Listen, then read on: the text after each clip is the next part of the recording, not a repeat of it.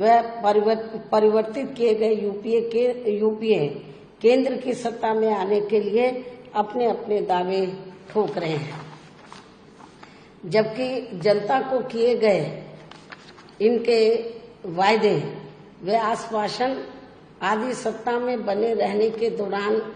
अधिकांश खोखले ही साबित हुए हैं। वैसे भी कांग्रेस व बीजेपी एंड कंपनी के बने गठबंधन की अब तक रही सरकार की कार्यशैली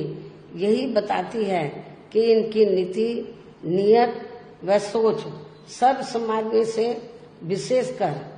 गरीबों, दलितों, आदिवासियों, पिछड़े वर्गों, मुस्लिम एवं अन्य धार्मिक अल्पसंख्यकों के प्रति लगभग एक जैसी ही रही है, क्योंकि इन्होंने सत्ता में रहकर शुरू से इन वर्गों के मामले में अधिकांश कागजी खाना पूर्ति ही की है तथा जमीनी हकीकत में इनके लिए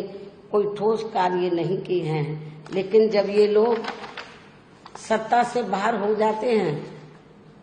तो तब फिर वे अपने वोट की खातिर इनके हितों में काफी लंबी चौड़ी बातें करते हैं। जैसे कांग्रेस पार्टी का गरीबी हटाओ का व बीजेपी का हर गरीब के खाते में 20 लाख रुपए पहुंचाने को लेकर कही गई ये बातें सत्ता में आने के बाद केवल हवाई व खोखली ही साबित होकर रह गई हैं, जिसकी खास वजह से ही बीएसपी ने सत्ताधारी गठबंधन व विपक्षी गठबंधन से ज्यादातर अपनी दूरी ही बना के रखी है। ऐसी स्थिति में अब इन वर्गों के लोगों को, यानी कि कमजोर वर्गों के लोगों को आपसी भाईचारे के आधार पर वे अपना अकेले ही मजबूत गठबंधन बना के या हर मामले में अपनी एकमात्र हितैषी रही पार्टी बीएसपी को ही मजबूती देनी है तथा जिससे फिर यहाँ कोई भी गठबंधन केंद्र व राज्यों की भी सत्ता में पूरी मजबूती के साथ आसीन न हो सके तथा इसके स्थान पर फिर इनकी मजबूत नहीं बल्कि मजबूर सरकार ही बनेगी। हमारी पार्टी का ये पूरा प्रयास होना चाहिए ताकि बीएसपी के सत्ता में न आने की स्थिति में भी इन कमजोर वर्गों का, यानी कि दबे कुचले लोगों का ये लोग ज्यादा शोषण ना कर सके। इतना ही नहीं बल्कि ऐसी स्थिति में बीएसपी को भी सत्ता में आसीन होने का मौका मिल सकता है। और जब तक हम लोग अकेले अपने बलबूते पर खड़े नहीं हो पाते हैं,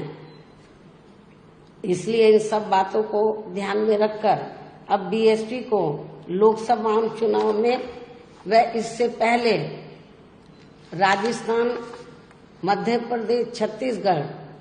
व तेलंगाना आदि राज्यों में होने वाले विधानसभा चुनाव में भी अकेले ही चुनाव लड़कर अपनी पार्टी का बेहतर रिजल्ट लाना होगा। लेकिन बीएसपी पंजाब, हरियाणा आदि इन राज्यों में वहां की रीजनल पार्टियों के साथ मिलकर जरूर चुनाव लड़ सकती है, बशर्ते अब वर्तमान में उनका एनडीए व परिवर्तित किए गए यूपीए से भी कोई संबंध नहीं होना चाहिए। इसके साथ ही पार्टी के लोगों को हर स्तर पर सत्ताधारी गठबंधन व विपक्षी गठबंधन के सभी साम, दाम, दंड भेद आदि हथकंडों से भी